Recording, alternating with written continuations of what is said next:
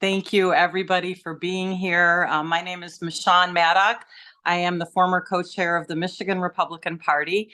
Last cycle, I sat on the advisory board of Women for Trump, and this cycle, I am working to help the campaign with really all coalitions, which is another way that potentially any of you ladies can get involved. So first, I want to thank our Zoom host, Shane Trejo. He may be the only man on this call, but I'm not sure. We didn't tell men they couldn't join, but thank you, Shane. He's from Delegates for Trump, and he's one of the hardest working activists here in Michigan. And I really appreciate his help because I'm technologically, I can't do anything. I can't even do Zoom.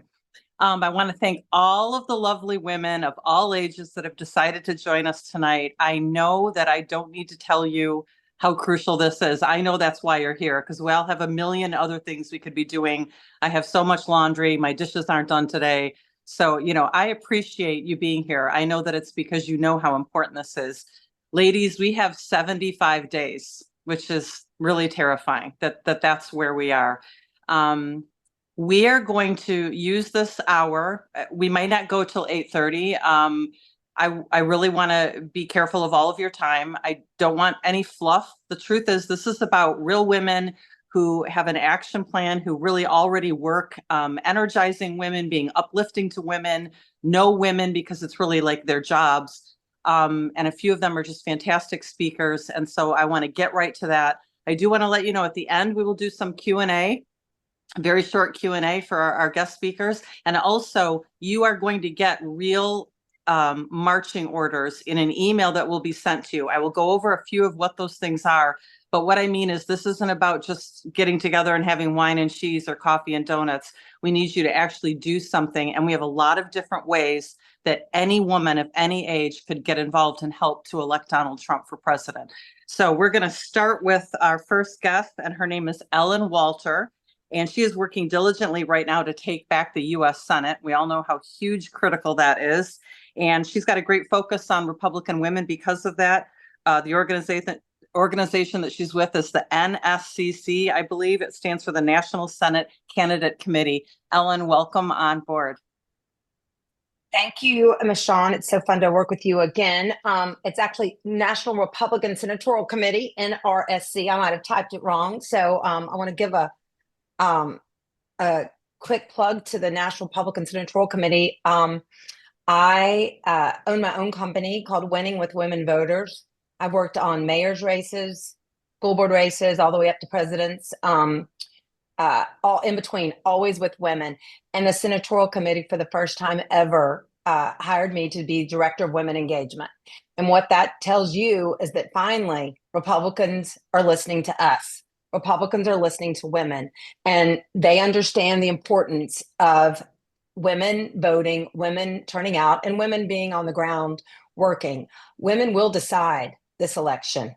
The independent, moderate women right now, especially with a woman on the top of our ticket and a woman opponent for Mike Rogers in Michigan, your vote, your energy, your time and talent and treasures are more important in this cycle than ever. I'm in the Commonwealth of Virginia, where I live. I'm not here often because I'm usually in one of the 7 target states. But what's really important about being here in Virginia is the election in 2021 that I hope, sure, all of you watched. There's not a lot going on in off years, but the governor's race where Glenn Youngkin won, beat an incumbent or a one-term governor. We have term limits. So Terry McAuliffe served, left, and tried and ran again. When Glenn Youngkin got in 6 months before the primary and they did polling, he was at 3% name ID with a margin of error of 3%. So he said that he might have even been at 0. But what Glenn did was put his energy, money, time into getting women to vote for him. At the end of that election, we had 27,000 women on our list. Women showed up. Women were involved on many different levels. And that's what I want to press upon you tonight, is there's so many different ways for you to help your state candidate, your state Senate, your Senate candidate, or President Trump. Don't think that you have to walk through neighborhoods, get bit by stray dogs and possibly mugged out door knocking, because there's a lot of other great ways that you can be involved and you can help out. But in the end, Glenn Youngkin moved the needle 11 points where Biden was in 1 year with women in our state. How did he do it? he went to where the women are. We toured small businesses owned by women. Women hosted meet and greets. We did writing note cards. So there's just so many different things that we did that prove they work here in Virginia that I hope that we're going to do in other states. Like I said, NRSC, Republican Senatorial Committee, my 7 target states are Pennsylvania, Ohio, Michigan, Montana, Wisconsin, Nevada, New Mexico, and Arizona. If you look at all those states, you can see one thing in common. We don't hold one of them. Every single one of those states is a flip. A few of them are open, but they're open, held currently by a Democrat. Right now, we're down 1 seat in the Senate.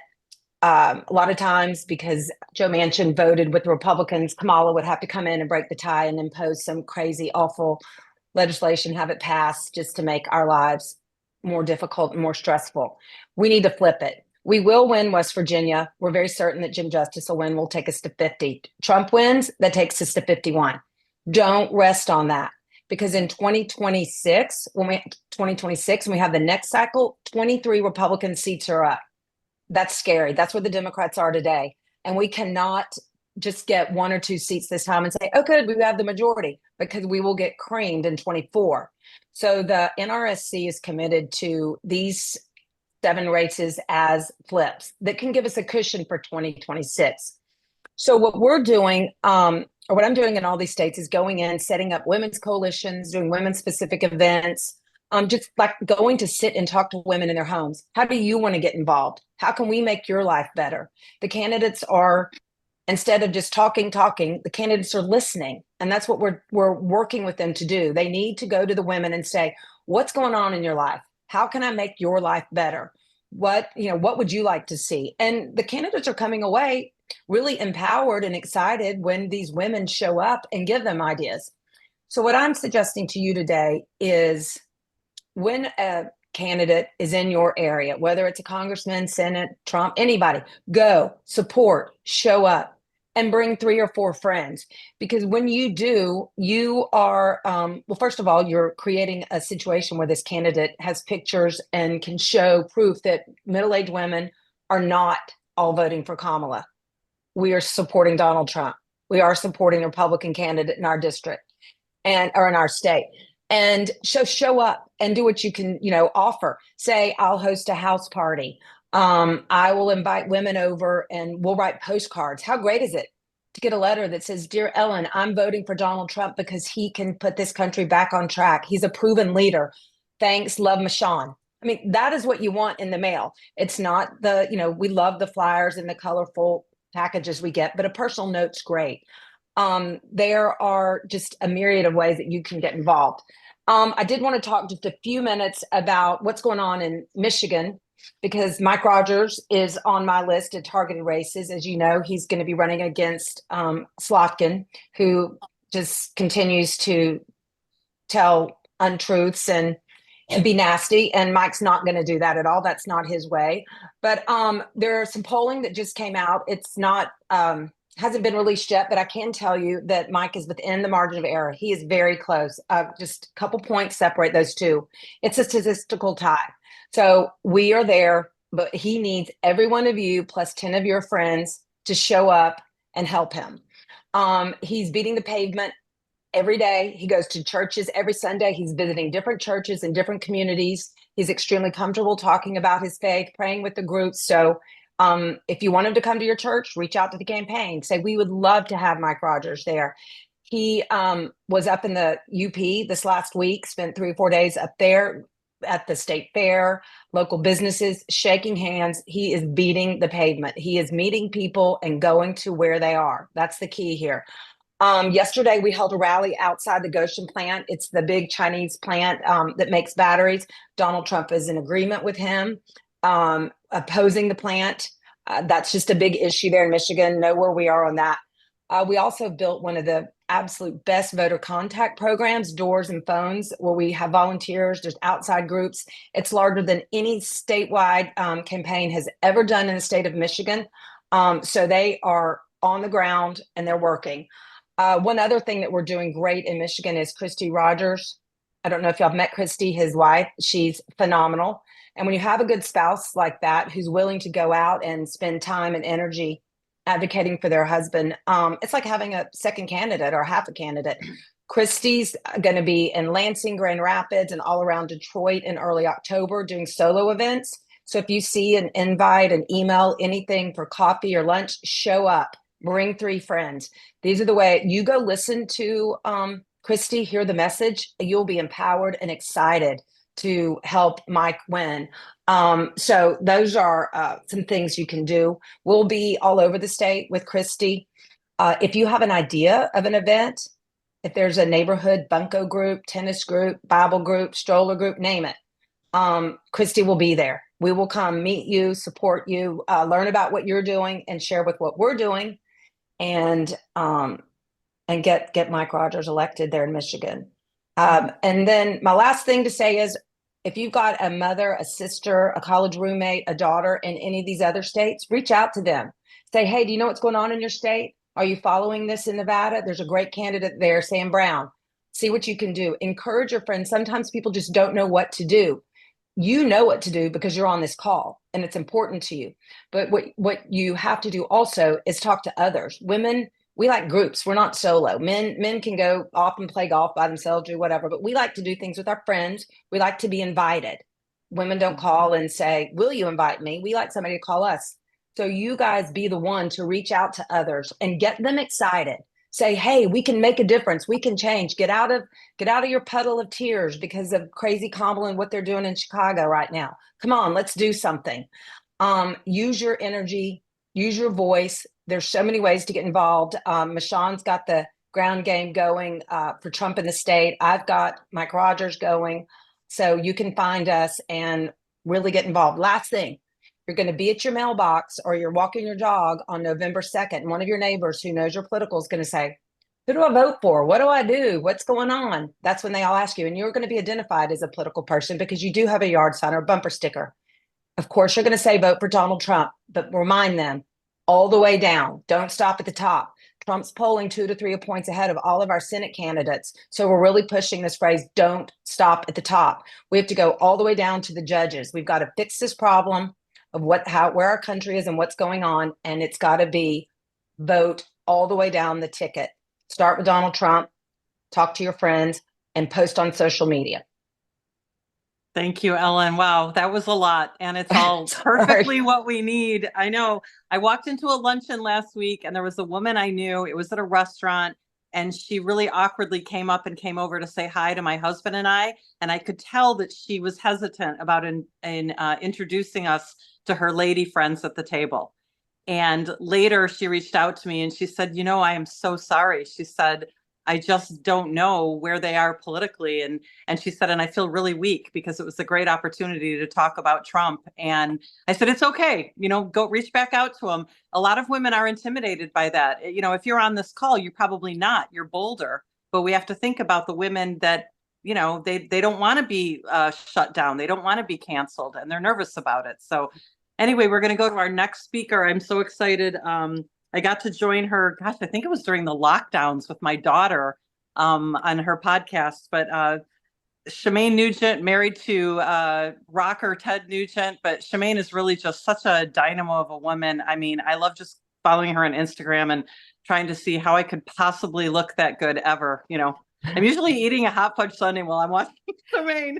Anyway, Shemane, thank you for joining us. Thanks for having me. I had a hot fudge sundae yesterday, so just wanted to, but it's work. Anyways, I am so grateful to be here. So happy. I've learned so much from watching Ted. You know, he was, when I first met him 35 years ago, I was working at WLLZ in Detroit. I'm a Michigander. And his management told him, don't talk about guns, don't talk about hunting, just talk about the music. And he said, I can't do it. So I've watched him stand up to people all of his life. And now it's our turn. You guys remember the movie The Patriot with Mel Gibson? You know that? So Mel Gibson's son in the movie was Heath Ledger, and he gets captured, and Mel takes his 2 younger sons, puts a rifle in their hand and says, let's go get them back. And these 2 little kids are scared to death. And he goes, aim small, miss small. That's an important statement. And those of you who are hunters, you understand what that means. But the Democrats have done that. They've just been better at aiming small and missing small. We're not even aiming. We're just flinging arrows. It's like we're on defense. The Democrats are really good at gaslighting, and they've got the media on their side. Joe Biden was great, and there's no mental or physical signs of aging. And then overnight, the mainstream media declared that he's got to go. You got to go, Joe. And the same thing with Kamala Harris. You know, she was terrible and now she's great.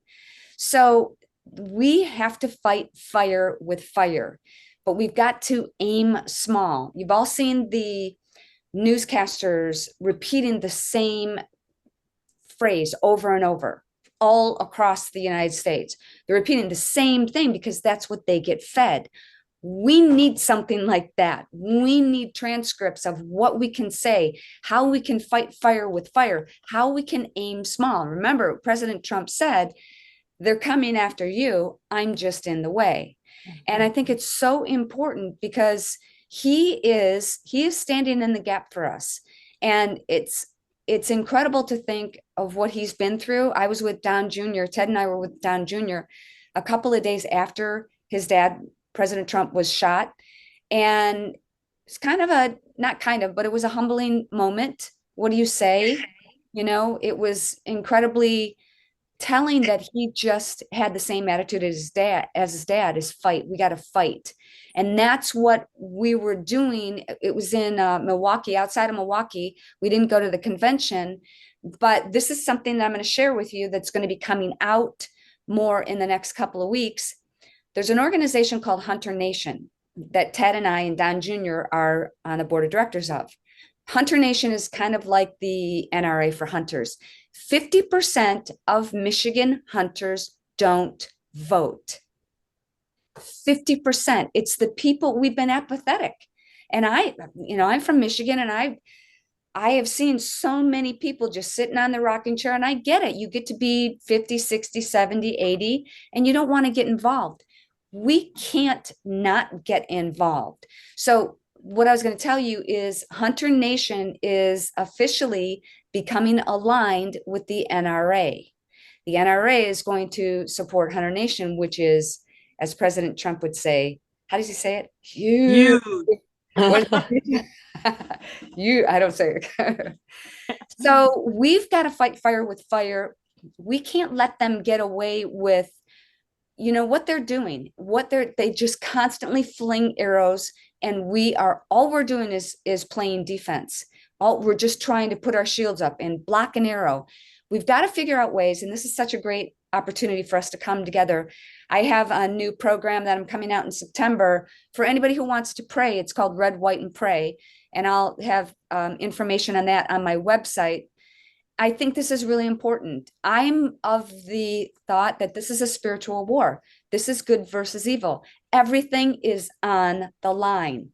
Everything. If we don't get involved, and a lot of people, I've seen it. I look at my husband and I'm like, well, I don't have as many followers as he does. What can I do? Do you know, constantly, it buoys my spirit that Ted and I will go out and somebody will come up to me and say, thank you for what you're doing. I watch your Real America's Voice show. I'm like, me? Like, you never know who is watching you. Right. So be that light. Post on social media. We've got to do more Zoom calls like this. And I don't know, maybe we could do billboards or take out ads on Facebook while we still can.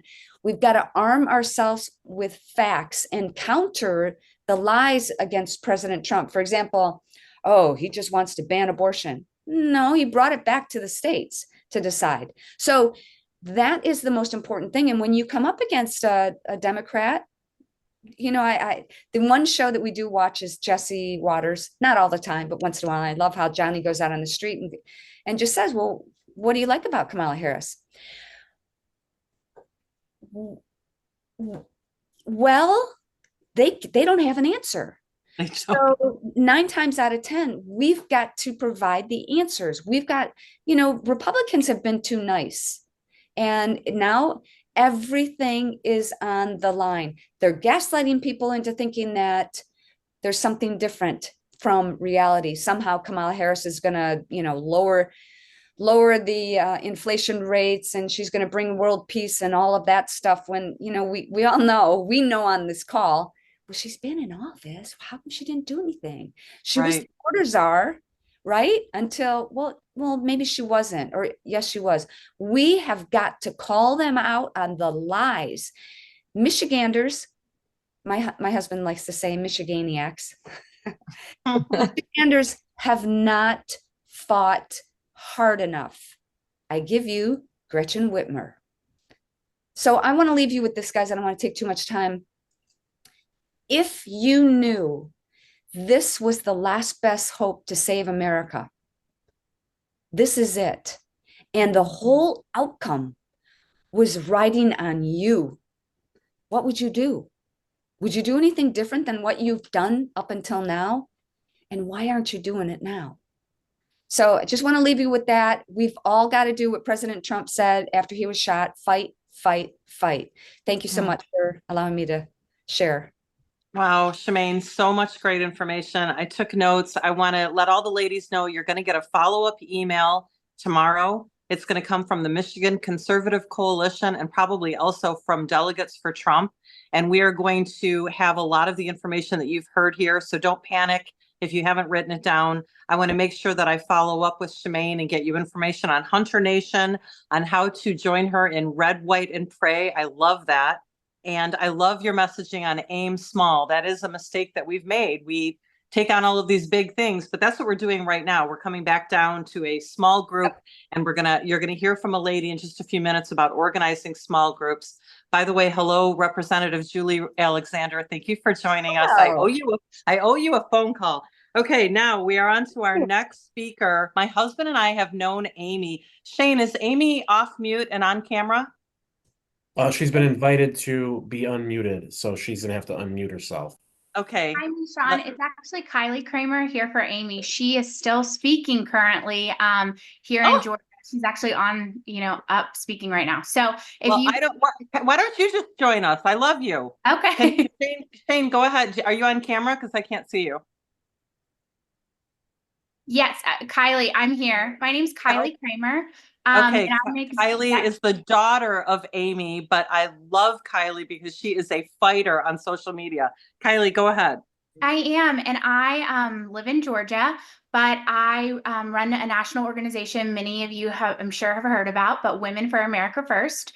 We are the organization that held the 3 massive rallies in DC following the 2020 election, November 14th, December 12th, and then January 6th at the White House Ellipse with President Trump. My mom is the chairman. Her name is Amy Kremer, but she's also the RNC National Committeewoman of Georgia. She was just elected this past May. And we're really excited to be doing work not only across the states, because we've worked in 49 of the 50 states. Only state we have not worked in is Hawaii, for obvious reasons. But we spent a lot of time focused here for this election, specifically on Georgia, because we all know kind of what has happened. My mom and I were both born and raised here in Georgia, and what happened on election night in 2020 was horrifying. It was shocking. I mean, we live here, we know the state, and we couldn't believe what was happening. So that's when we started organizing people all across the country. And, it was just kind of a snowball effect. We started the Stop the Steal group on Facebook that went viral. And it took off like wildfire. Everybody was paying attention and watching. There was no water leak. They were bringing in these suitcases, and we were actually supposed to be flying to different parts of the country and realized, wow, Georgia is a lot bigger of a mess than we anticipated. So we've been doing a lot of stuff here in the state. We also have been a little quiet with our organization, just being completely transparent that we have been under federal investigation and been a target of all of the FBI, CIA, just all the alphabet agencies. under federal subpoena by the DOJ. And we're not backing down. We've just been a little quiet, but we're still doing a lot of the groundwork that needs to get done. And that is connecting with other women like you all. And this is fantastic that this call has so many people on it. Because we need to get out and to be talking and meeting with other women in our states. And it's the personal connections, you know, that you have one-on-one, whether it's through a Bible study or your kids' PTA or ladies that you know, enjoy lunch with at work, wherever it is, we need to be having these personal connections because that is where we're really going to make a difference. You know, everybody kind of gets tired of the same rhetoric that we see from both sides, quite frankly. You know, it's a lot of tit for tat and let's see who does this better. But what we really all know, and that's the most important, is that we are no better off 4 years today than we were when President Trump was in office. All of our families are hurting. You know, I'm 34 and I've moved back home to my parents' house. I left New York City. I was a producer for Sean Hannity. I left New York City, moved back to Atlanta. Because everybody's hurting. COVID changed the entire world. And, you know, there's just, we've seen it in so many different ways that are affecting our families, whether your kids are grown and they're having to make cuts for their own families, or whether they're, you know, in college and not being able to get a job when they go to graduate. And those are the things that we need to be talking about. All this other rhetoric that is going on is a distraction. And I don't know about y'all, but I'm sure you've been watching, the DNC this week. And it's like every day is just hate-filled concert. That's cool. And then there's nothing to talk about. We get it. You hate Trump, the bad orange man. We get it. We get it. But it's just like exhausting. I think Laura Loomer said it today that, you know, she puts up with a lot and she just feels like she's been in just a total whirlwind. And she's like, when are we going to come up from air? Because what are we even doing here? And I think that that's what we have to remain focused on, that women across the states are feeling the same way. So we have to tap in and to figure out how to connect with women. Mm-hmm. So I'll stop talking. I'll let Meshawn take it back. And then, you know, when my mom finishes speaking, then she'll jump in here. And I'm sorry that it just kind of, the timing is kind of overlapping, not how we planned. Oh, no, it's great. I honestly consider just having the two of you guys on together. You're a team and I love it. My daughter, are a mother-daughter team. Yes, so my daughter and I are really involved in the same way. So I love that. And your mom is a rock star. We're going to be doing other Zoom calls, so we'll have her back on in a few weeks. Okay, so thank you so much. The next guest that we have is Patty McMurray, who happens to be a close personal friend of mine, but she's also just an incredibly fierce investigative reporter for the Gateway Pundit. I brought my Gateway Pundit straight out of Mar-a-Lago mug just for you, Patty. So Patty, come on and tell us what it's like combating the fake news every day. Patty, I asked you to, okay. Sorry about that. Okay. Can you hear me okay? Yes. Okay. Yeah, thanks so much for including me and having me on. And I echo what Meshawn says. We've been great friends for years. And I think the thing that drew me to Meshawn when I first met her several years ago was her courage. And so, you know, I see a lot of women on this call with courage. And it's interesting, the common thread seems to be that almost everybody that's speaking tonight is somebody who's either under investigation or somebody who's being charged with some sort of a made-up crime for their activism. And I think that that's really important to point out, that every woman on this call has something that they're dealing with as a result of their activism, yet they still continue to fight. And I think what happened with Trump really inspired every woman on this call to not give up. We can't give up. And believe me, there have been times when I've wanted to give up. I actually decided to take a little retirement. I used to own the 100% Fed Up website and decided to take a short retirement. It was very short because 2 weeks into my so-called retirement, I had a police report dropped in my lap from Michigan from GBI Strategies, which is a voter registration group that was funded by Joe Biden and Gary Peters in the state of Michigan. It was an incredible report, showed evidence of mass voter registration fraud in the state of Michigan, turned into a national investigation that the FBI took over, which is where the report went to die. But I think one of the things that I discovered in my work on this GBI Strategies story is it's not just GBI Strategies, that's registering fake voters across the state of Michigan and other states. We're discovering that there are all kinds of voter registration organizations, and there are literally hundreds of millions of dollars being poured into these groups. And one of the things that I'd really like to encourage people on this call to do is think about getting involved with some of these organizations. In Michigan, we have Michigan Election Integrity. We have Check My Vote, both two great organizations that are doing incredible work. Check My Vote was able to find 16 voters registered at a non-existent address in Holland, Michigan, which is not a blue district. And so I think that that's important to point out, that the voter registrations, these fake voter registrations that are being added to our voter rolls, are not just coming from blue areas, blue districts. They're coming from red districts, as a matter of fact. They're spreading these voter registrations out to make it harder and harder to detect. But the good news is there are literally hundreds and hundreds of people in Michigan that have stepped up and volunteered to help find these false registered voters on the voter rolls. And I think, this is just my opinion, I think that we're going to discover that will be the key to saving our elections this year, is identifying these fake voters and getting them off of our voter rolls. And I know that in Arizona, Ken Paxton has announced that they're going to be, there'll be an all-out effort to make sure that illegal aliens cannot register to vote. One of the largest voter registration organizations that's funded by the Democrat Party is a La Familia Vote registration. And one of the places, or the focuses of their registration, is on the border towns. And so, there's a reason why they're registering voters on the border towns. And we all know what that reason is. This is the plan to win the election in 2024 by putting these fake voters, illegal aliens, on our voter rolls.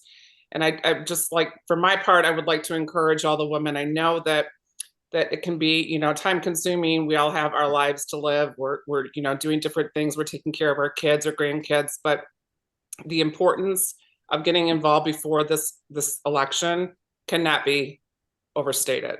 It's just, it's critically important. Organizations like Check My Vote will train people how to comb through voter rolls and find voters that are not supposed to be on the voter rolls. The instance in Holland, there were 19 voters or 16 voters registered to vote at a non-existent address, and 8 of those voters voted in the 2020 and 2022 elections. And when I broke this story, the Michigan Secretary of State simply removed the names from the voter rolls from that address. That address just disappeared. And these are the kinds of dirty tricks that are being played. And the only way to combat that is making noise. People need to be vocal on social media and let people know what they're finding, but also get involved in these organizations, because many of them are filing lawsuits, and they're really making headway to get these fake voters off the voter rolls. And so, in my opinion, as a journalist, investigative journalist, that's the most important thing that can be done in this election, is getting involved with these voter registration organizations that are cleaning up our voter rolls. Patty, thank you so much. You're more sobering of a speaker than our other speakers who are trying to energize us and pep us up. Every time I talk to you, I get so fearful, and I don't want to be. I want to stay prayerful, but it is scary. We have 75 days to go, and election integrity is a huge problem, and it's a big part of our fears for November. But it's also important to remember that of the women that are joining us, and their friends, that there's something that everybody can do. Not all of us are analytical and want to sit and go through ballot harvesting or go through voter registrations. Some people, their skill might just be reaching out to 14 women from their church that typically don't vote or don't think it's important they vote, and have coffee with them and encourage them how important it is to vote. So there's definitely something we can all do. The most important thing is that all of us do something, that none Absolutely. of us do nothing. That's Absolutely. the most important thing. So Yeah. Anyway, thank you, Patty. And then next, I'd like to bring on our Republican Party in Michigan Vice Chair of Grassroots. But the truth is, she doesn't need any title. I really don't know any woman in Michigan who works harder. That's that's basically it on any grassroots effort. And that's Marian Sheridan. So Marian, just come on and feel free to share whatever it is you think we need to hear. Thank you, Meshawn. And, you know, it's like we're all kind of connected in Michigan. It's like I've known Meshawn for quite a few years now also, and Patty McMurray, and we work on and off on different projects together. And it's probably what's gotten us in hot water. But if you're concerned about election integrity, it's like we can't just forget about the defense and think that there's nothing else that we can do. It's like now's the time to step up and be part of the counting process. And how do we do that? It's like we need to become election workers. I got involved in 2016 by happenstance. And am I ever glad I did, because President Trump only won Michigan in 2016 by a little over 10,700 votes.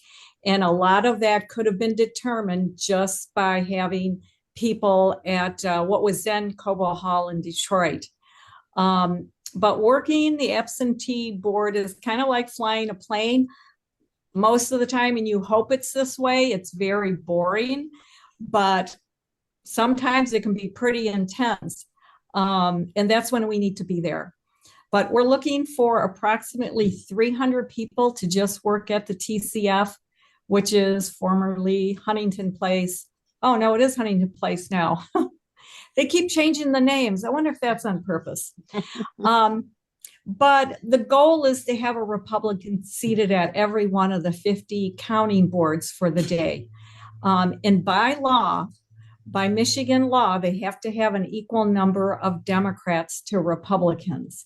And they keep failing to do that. And part of the reason is because they don't have enough Republican applicants.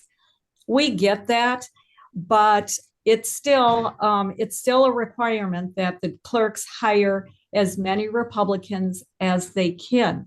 So what we need to do is supply them with enough Republicans for them to hire. For example, during the primary, we had a total of over 2,000 Democrats, and there were only 300 Republicans hired in Detroit to work that August 6th election. Now, you know, that's just not right. Michigan Fair Elections, and we want to give them loads of credit. They are all over this stuff. They actually looked at these, at 143 of these 300 Republicans. And what did they find out? 131 of them have actually voted in Democrat primaries. So that's not very encouraging, but we know we need to have true Republicans step up and work these elections. So this is one way you get paid for it. And we're moving forward. A woman called me actually today, and she said that she had applied back in May, and she did all the right things to become an election worker in Detroit, and they ended up not calling her for that day. So RNC attorneys are now on board in the process of filing a complaint against Detroit, but it's not going to do any good unless we then have people who are willing to work there. We can't just sue and then have no one that's going to end up working in Detroit. So we really need people to do this. It's a very safe environment at Huntington Place. We're going to have carpools. It's a very long day, but we can't just like go and vote and put on a sticker that says, I voted. It's not enough. We have to have a sticker that says, I helped protect the vote today. How about that? So we're going to send out information about that. Another position that's available is a poll challenger. That's you're going to be credentialed by the Republican Party, and there's going to be organizations that will support you in that effort. Lots of training for it, but it's just very important that this is a person who actually can maneuver between a couple of these counting stations and actually file a complaint if they see laws are being violated. So I think we're going to send that out for sure, Meshawn, right? And I think Shane said that he actually has it in the chat of how to, and we have lots of information on that, but I want to strongly encourage, get a few friends. Oh, all of a sudden Marian froze on us. Get together. Yeah. So thank you, Okay, Meshawn. thanks. Because you froze, I'm going to follow up with what I wanted to ask you to do next. Because Marian's on vacation, like she's literally on vacation with her 15 grandkids somewhere. So thank you for taking the time to do this anyway. One of the ways, first of all, what Marian's talking about, if you're joining us from another state, I want you to know I'm grateful that all of the people that from out of state that helped us here in Michigan, Michigan is a battleground state. So I really appreciate your help. But truthfully, everything that we're talking about that could be done can be done in Georgia, Texas, or anywhere you're joining us for. They need election workers. They need poll watchers. And also the other things that we're going to share with you on the email about joining Trump Force 47. Everybody on this Zoom needs to join the campaign at Trump Force 47. They're going to give you a lot of tools about how to get involved, about being a neighborhood captain, if that's your thing. We also have a PAC that is financially supported by a billionaire new conservative that we all know and love. I'm not going to mention his name, but this PAC is paying $27 an hour for people to knock doors for Trump. And if you're interested in this, or if you have kids that would be interested in this, or college students, or any unemployed person that's passionate about Republicans or Trump, I can get you hired literally within 48 hours to work anywhere in the state, knocking doors, talking to voters about President Trump, and they're paying $27 an hour. In addition to that, Turning Point USA, which is an incredible organization run by Charlie Kirk that has partnered along with President Trump and the RNC, has launched something that I'm really excited about. It's called Commit 100. And this is basically I don't want to say ballot harvesting because I don't really understand how all of that works. And I know there are legalities, but it's basically about chasing ballots. From what I understand, they have the information that if, like Judy Gilmore, maybe you requested an absentee ballot and yours and your husband's is sitting on your kitchen counter, but you haven't voted. And then you get mail and your mail piles up on top of it. And then I don't know, maybe somebody gets sick or something happens and you just haven't turned in your absentee ballot. They have the information of the ballots sitting on counters that have not been turned in. And so when you sign up for TPUSA, you are pledging that you are going to personally chase 100 ballots. And you have no idea how important that is, because of every 100 ballots that sit out there, I don't know what the percentage is, but there's a big majority that don't get turned in. And so you're basically the person that's hand-holding 100 different voters and making sure that they get their ballot in. So we're going to share that information if that's what you're interested in, if you're interested in door knocking. But the last thing is hosting parties or events at your local church. So we have an organization that will come in. Let's say you're not a good public speaker, but you've got a great relationship with your fellow churchgoers, and you know that a lot of people at your church would like to get more involved or would like to support President Trump, or at least hear about it. If you organize the meeting, we have an organization that will bring in a public speaker, help you get organized. I think they'll even pay for your donuts and coffee or breakfast, and they will help your people at that church get organized, learn more about Republican voting wherever your church is located. So I'm going to give you information from that in the email. The last thing is home parties. In 2020, during the lockdowns, we're all locked in our homes, hairy legs, miserable, not wearing bras every day.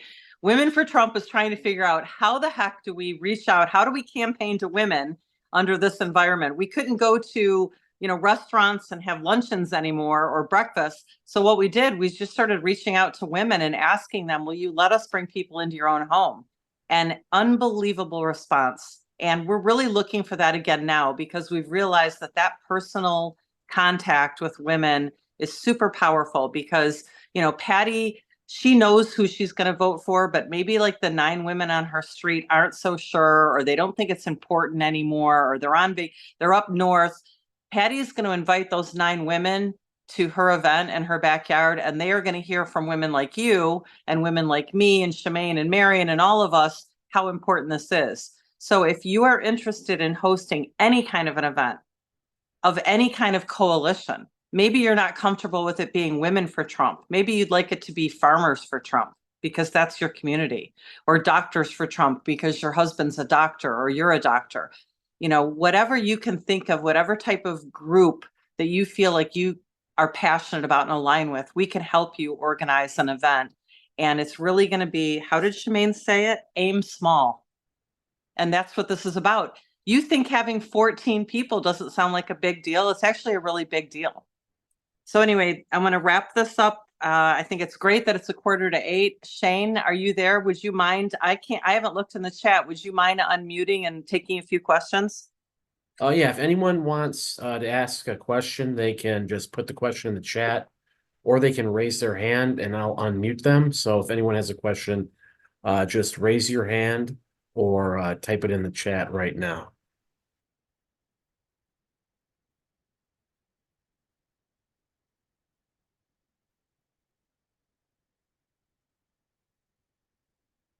We got Election Integrity Force wants to ask a question, so unmute yourself and ask a question, please. Hello, everyone, and thank you, Meshawn, and everyone who's spoken tonight for doing this. I just wanted to give you guys a heads up that my Trump 47 stuff, where I volunteered to help, went into my spam. All of the stuff you guys sent on this went into my spam. And so somehow we've got to be able to reach people. So that's all I wanted to say. The other thing is Election Integrity Fund and Force will be training poll challengers also.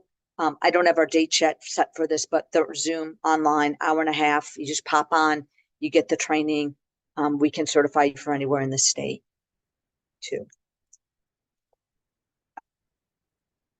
Thanks. Thank you. And yeah, it's going to be tough to get around that censorship, but I did end up sending a text message to people. So I think people were able to get that. You know, that's what we got to use is any way to get around that. Grace Norris, you are up next.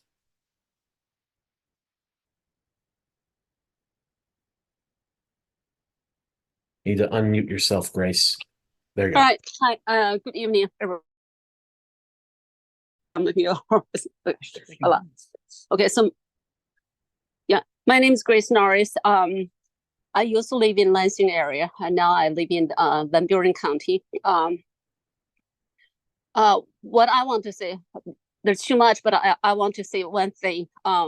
So the poll worker, not only poll workers for the election day, probably a month prior to the election day, that kind of poll workers are really important. And I say so is because when I lived in Lansing area, I went to my township during the early votings quite a few times. I saw temporary poll workers, the clerk office hired for the election. They just carry a post office bin without anybody watching them. You know, walk out the building and went to the the mailbox and opened the mailbox, grabbed everything and just stuffed them in the mail post office bin and walk back into the building without anybody watching them. And signature verification is also very important. So some of the clerk office don't really verify the signature by the clerk itself. They hire those prior poll workers to verify the signature. So just imagine this. Those temporary workers hand out or send out the application for absentee ballot. And then they also receive the applications if voters return them. And then they also handle mailing out the real ballot to those people who requested absentee ballot. And also they also are responsible for receiving them. So if anybody wants to do anything, those people know who they send out to if they pay a little bit attention, and they know who they return, and they know whom they send ballots to, and they also know who were sent ballots but did not return the ballots in. That's over a month time period window, so they can do a lot. I say so because I was also in Wisconsin recount and Georgia 2 Senate runoff, and also was in my township too. And I, as a trial, don't record this part. Like back in February this year, and there's proposal election in my township, but I wasn't here. I had my family sign for me. And the ballot. Thank you, Grace. Yeah. We have worked together for a long time, and I'm happy to hear that you're still involved and that you're still in Michigan. I know that you had moved away, but that's great. Before we take another question, I know there's a few hands up. Amy is off of her meeting and she's joining us, and I really just want you to meet Amy. My husband and I have known of Amy Kremer since the Tea Party days. I don't know how many of you women were involved back in, I think it was like 2008 or 2009. I cannot believe the years have gone by.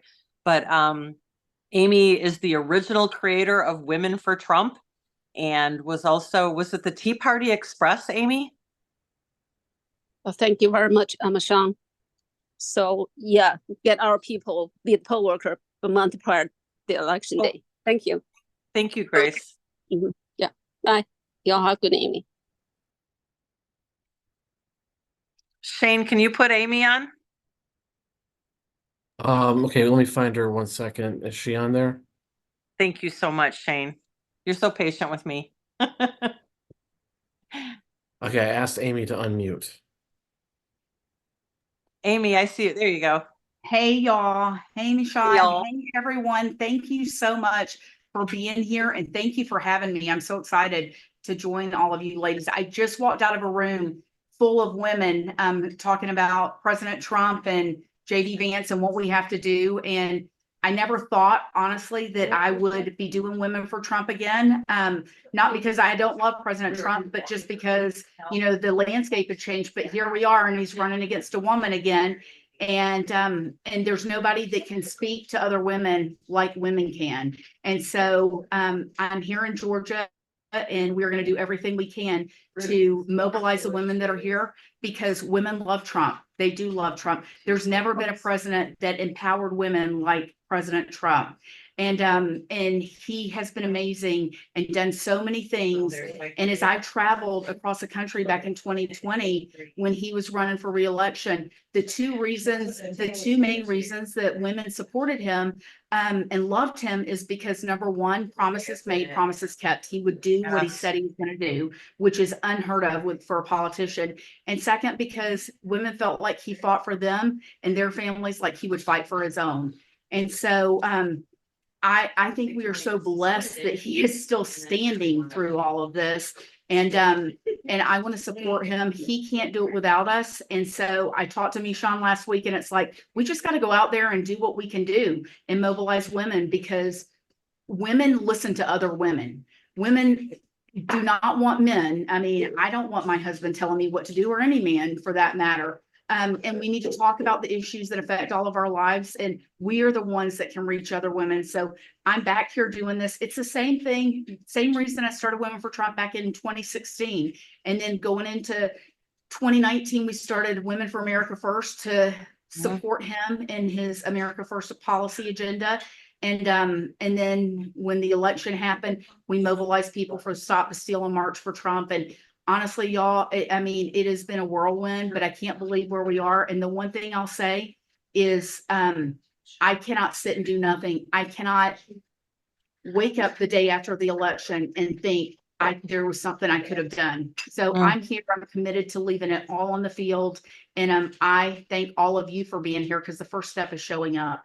And I just encourage you all to go out there and do your thing, because you're women. I know you can.